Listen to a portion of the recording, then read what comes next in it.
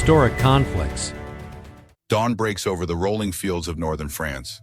A thick mist clings to the earth, muffling the distant thunder of guns. In the trenches, thousands of young men, sons, brothers, husbands, brace themselves for what they believe will be a decisive blow. July 1st, 1916. It is the first day of the Battle of the Somme, a day that will become forever etched in the memory of Britain as its army's greatest tragedy. Before the sun sets, nearly 20,000 British soldiers will have lost their lives. For many families, it is the day hope died.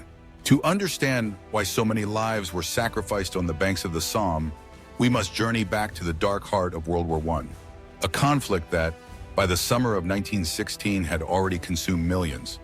The Western Front, stretching from the North Sea to the Swiss border, was locked in a deadly stalemate. For nearly 2 years, the war had ground down into trenches, vast scars across the landscape lined with mud, misery, and barbed wire. Neither side could break the deadlock. The British and French high commands agreed that a massive offensive was needed to relieve pressure on their French allies at Verdun, where German forces were battering them relentlessly. The Somme, a quiet sector of the front in Picardy, was chosen as the stage for this grand assault. General Sir Douglas Haig, commanding the British Expeditionary Force, believed that a week-long artillery bombardment would annihilate German defenses and open the way for his infantry to advance. The hope was that this attack would not only break the Germans, but also tip the balance of the entire war. In the weeks leading up to July 1st, 1916, over 1.5 million shells rained down on the German lines. The earth shook, trees vanished, and the air became thick with choking dust. British soldiers, many of them fresh volunteers from towns and villages back home, PALS battalions who had enlisted together, waited nervously, convinced that nothing could survive such destruction. The officers told them, "You will be able to walk across no man's land with your rifles at port." But the reality was far different. The German defenders, protected in deep concrete bunkers, hunkered down and weathered the storm. When the guns finally fell silent at 7:30 a.m. on July 1st, whistles blew along the British lines, and wave after wave of men clambered out of their trenches. Laden with heavy packs, they trudged forward, expecting only scattered resistance. What followed was a massacre. The artillery had failed to cut the barbed wire or destroy the machine gun nests. As the British advanced in long, straight lines, German machine gunners emerged from their bunkers and opened fire. The fields were transformed into killing grounds. Men fell by the hundreds, then thousands. Entire battalions were wiped out in minutes. By nightfall, nearly 60,000 British soldiers had become casualties, more than 19,000 dead, the rest wounded or missing. It was, and remains, the single bloodiest day in British military history. One young officer, Lieutenant William Noel Hodgson, had written to his family just days before the attack. "By this time tomorrow, I shall be in the battle. If I fall, think only this of me, that there's some corner of a foreign field that is forever England." Hodgson was killed in the opening minutes, a poet whose words would outlive him. Another soldier, Private Alfred Burridge, recalled the horror in his diary. "It was like nothing I had ever seen. The ground was littered with bodies. The cries for help, the moans, they haunt me still." For many, the trauma would never leave them, even if they survived the war. The plan for the Somme had been ambitious, but it was deeply flawed. Haig and his commanders relied on outdated tactics, mass infantry charges against fortified positions, believing that sheer numbers could overwhelm firepower.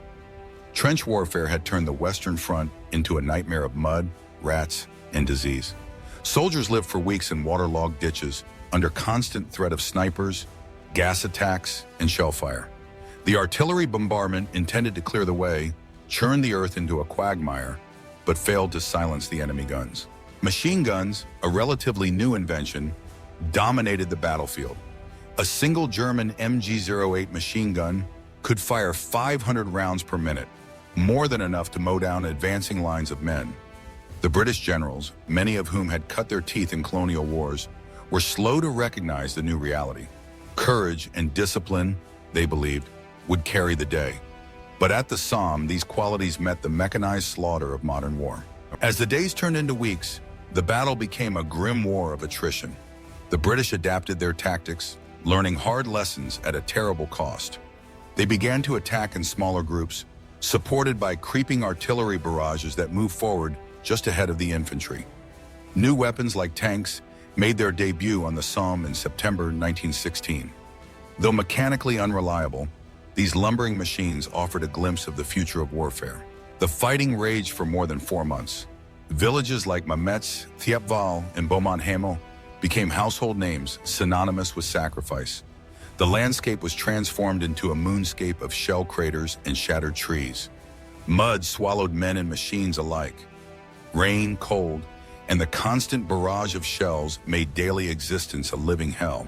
In the midst of this chaos, humanity endured. Soldiers wrote letters home, clinging to memories of loved ones. In one letter, a private named George Butterworth wrote, "We go over the top tomorrow. If anything happens, know that I thought of you until the last." Butterworth, a talented composer, was killed that day, his music, like his life, cut short by the war. Medical teams worked tirelessly behind the lines, tending to the wounded in makeshift aid stations. The scale of suffering was unimaginable. Men with shattered limbs, blinded by gas, or driven mad by shell shock. For many survivors, the physical and psychological scars would last a lifetime. By November 1916, the weather turned against both sides. Torrential rain turned the battlefield into a sea of mud. The British and French had advanced only a few miles at a cost of over 420,000 British casualties, 200,000 French, and at least 500,000 German. The front lines were barely changed. The Battle of the Somme ended not with a decisive victory, but with exhaustion. The Allies had failed to break through, but they had inflicted heavy losses on the Germans, who could ill afford them. The British Army had been transformed from a small professional force into a mass army of citizen soldiers. The cost, however, was staggering. In Britain, the news of the casualties stunned the nation. Whole communities mourned together, as PALS battalions meant that men from the same towns and villages had died side by side. The grief and shock were universal. The Somme became a symbol of both the horror and futility of war, but also of courage and endurance in the face of unthinkable odds. The legacy of the Somme shaped the course of World War I. It marked the end of innocence for a generation. The lessons learned about modern weapons, tactics, and the true cost of industrialized warfare would influence the outcome of the war and the world that followed. The British Army, battered but unbroken, would go on to fight again, better prepared for the battles to come. In the years after the war, the Somme became a place of pilgrimage. White crosses and silent cemeteries stretch across the fields where so many fell. The words inscribed on the Thiepval memorial to the missing bear witness to their sacrifice. Their name liveth forevermore. A century has passed since the guns fell silent at the Somme, but the echoes of that terrible summer still resonate. The Battle of the Somme stands as a stark reminder of the price of war, a tragedy measured not in territory gained, but in lives lost. It is a story of courage and loss, of hope and heartbreak, written in blood and mud, and it is a story that must never be forgotten. Thank you for respecting history. Don't forget to like, subscribe, and write the bell so you don't miss any battles.